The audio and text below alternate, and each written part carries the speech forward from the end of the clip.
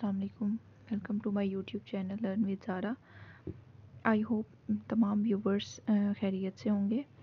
आज की जो वीडियो है वो मैं negative marking Punjab public service commission के टेस्ट में जो नेगेटिव मार्किंग होती है उस पर मैं बनाने जा रही हूँ। ठीक है, तो काइंडली वीडियो को एंड तक लाजमी देखिएगा ताकि आपको तमाम डिटेल समझ आ जाए। Negative F P federal public service commission का जो टेस्ट होता है उसमें बिल्कुल भी नेगेटिव मार्किंग नहीं होती। ठीक है, तो आप अपने अंदाजे से भी अगर आपको कोई क्वेश्चन नहीं आता तो उसका अगर कोई आंसर आप लिखते हो या आप टिक करते हो तो उसका आपको कोई नुकसान नहीं होता। ठीक है, लेकिन पंजाब पब्लिक सर्विस कमीशन का ये रूल है कि इसमें अगर आप रॉन्ग आंसर पे टिक करते हो तो आपके जो मार्क्स हैं, अगर आपने सही जो आंसर दिया हुआ है उसमें से मार्क्स की डिडक्शन होती है। तो ये डिडक्शन कितनी होती है, you can see on my screen kinds and marking of written test examination. ठीक है, एग्जामिनेशन टेस्ट। ठीक है, इसके सेकंड नंबर ऑप्शन नंबर 2 में आप देखें। सबसे पहले मैं आपको फर्स्ट वाला जो है वो बता देती हूँ पढ़ के। रिटन टेस्ट पेपर में भी डिस्क्रिप्टिव और सब्जेक्टिव टाइप, ये इन्होंने लिखा हुआ है अपनी इंस्ट्रक्शंस में कि ये जो है सब्जेक्टिव टाइप भी हो सकता है और ऑब्जेक्टिव भी। इसलिए जब भी कोई भी वैकेंसीज अनाउंस होती हैं और आप लोग अप्लाई करते हैं तो आप सबसे ये रिक्वेस्ट है कि सबसे पहले जाके ये अपना सिलेबस भी अपलोड करते हैं। ठीक है, सिलेबस भी बताते हैं कि कैसा पेपर आएगा। ठीक है, यानी 80% MCQs कहाँ से आएंगे और 20%, अभी 80% जो MCQs हैं वो आपके सब्जेक्ट से रिलेटेड होंगे, यानी मल्टीपल चॉइस क्वेश्चंस होंगे। ठीक है, MCQs होंगे 80% आपके सब्जेक्ट, यानी अगर इस्लामियात में अप्लाई किया तो इस्लामियात से रिलेटेड होंगे, अगर उर्दू में किया उर्दू से रिलेटेड, जिस भी सब्जेक्ट में किया 80% MCQs आपके सब्जेक्ट से रिलेटेड होंगे।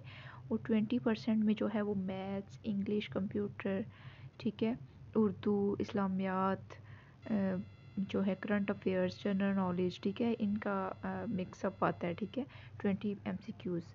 ठीक है, तो इसके अलावा अगर आप सबसे पहले तो अपना सिलेबस जाके देखें, उसके बाद सिलेबस को अपने पास डाउनलोड करें। ठीक है, तो ये जहन में रखिएगा स्टूडेंट्स, हमने जब फर्स्ट टाइम ये टेस्ट दिया था तो हमें कोई बताने वाला, गाइड करने वाला नहीं था।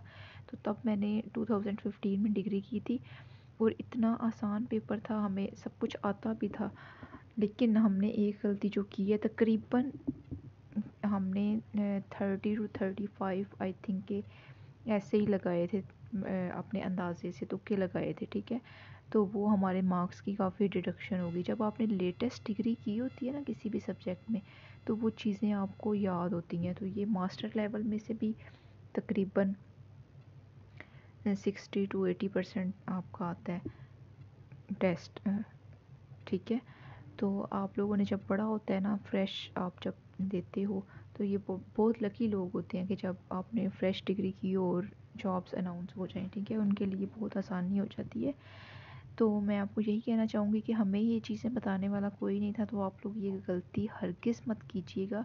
नेगेटिव मार्किंग जो होगी ना आपकी, अगर आपने एक रॉन्ग आंसर दिया है, एक गलत आपको आता था या आपने अंदाजे से लगाया है, आपको कंफर्म नहीं था, देन आपकी 0.25, ये ऑप्शन नंबर 2 में आप देखें, 0.25 मार्क्स की डिडक्शन होगी। ठीक है, तो वो किस में से होगी, जो आपने ही सही आंसर दिया हुआ है ना, वो आपका नंबर कट जाएगा। 0.25 मतलब अगर 4 आप MCQs गलत टिक करते हैं ना, रॉन्ग आंसर देते हैं 4 MCQs का, तो आपका एक जो सही आंसर है वो कट जाएगा। ठीक है, उसकी डिडक्शन हो जाएगी। सही हो गया, आपको समझ आ गई है। अगर 4 MCQs आप गलत करते हैं तो आपका जो एक सही आपने टिक किया हुआ है, सही जो आंसर है, वो भी डिडक्ट कर लिया जाएगा। ये पंजाब पब्लिक सर्विस कमीशन का रूल है। ठीक है, तो इसको जहन में रखिएगा, आपने ये जहन बना के जाना है कि सबसे पहले मैंने MCQs कौन से टिक करने हैं। सबसे पहले आपने वही ऑप्शन, अगर आपने बिस्मिल्लाह पढ़ के, आयतल कुर्सी पढ़ के जब स्टार्ट करेंगे पेपर, दरूद पाक भी पढ़ के स्टार्ट कीजिएगा। और जब आप स्टार्ट करेंगे तो आपने सबसे पहले क्वेश्चन नंबर 1 देखने, नहीं आता छोड़ दें, टाइम जो लिमिट है वो भी बहुत कम होती है। 100 MCQs हैं तो आपको 90 मिनट्स मिलेंगे, ठीक है।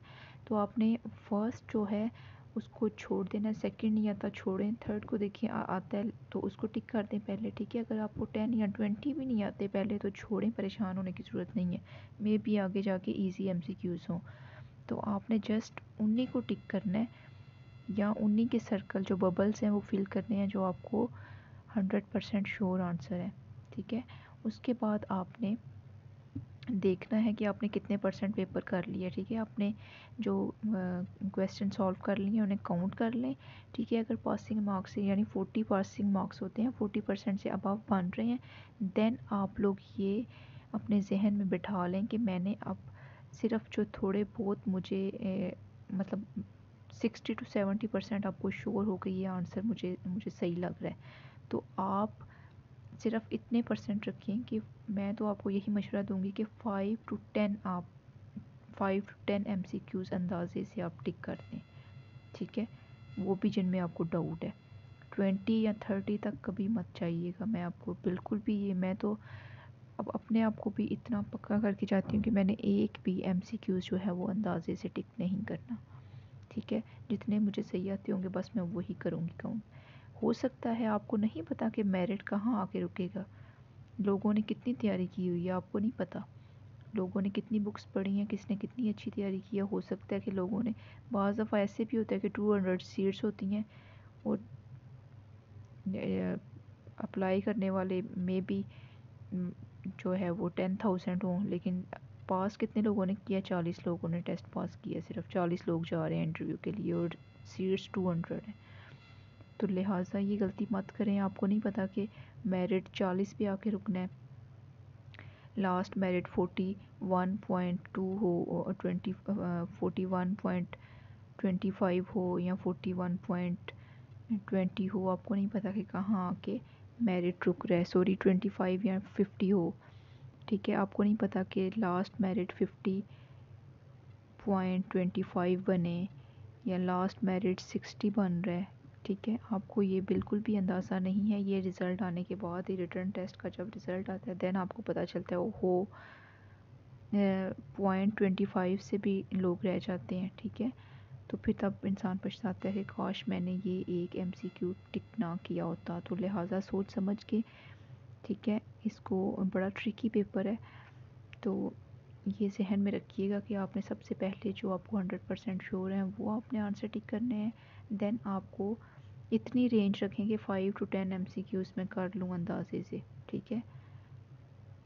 लेकिन वो भी आपको 80 to 90% श्योर होने चाहिए, देन मैं आपको मशवरा दूंगी कि आप टिक करें। अदरवाइज़ आप, अगर आपके पासिंग मार्क्स से अबव जो करेक्ट आंसर बन रहे हैं, देन आप ये गलती ना करें कि आप अंदाज़े लगा के अपने वो मार्क्स भी डिडक्ट करवा लें, ठीक है, और इंटरव्यू तक पहुंच ही ना पाएँ, ठीक है। तो आई होप कि आपको वीडियो पसंद आई होगी, अगर वीडियो पसंद आए तो प्लीज़ वीडियो को लाइक कीजिएगा और चैनल को सब्सक्राइब करना मत भूलिएगा। खुश रहें, खुश रखें, अपना ख्याल रखिएगा और wish you all the best to all of you. मिलते हैं अपनी नेक्स्ट वीडियो में, तब तक के लिए मुझे दीजिए इजाज़त। अल्लाह हाफिज़।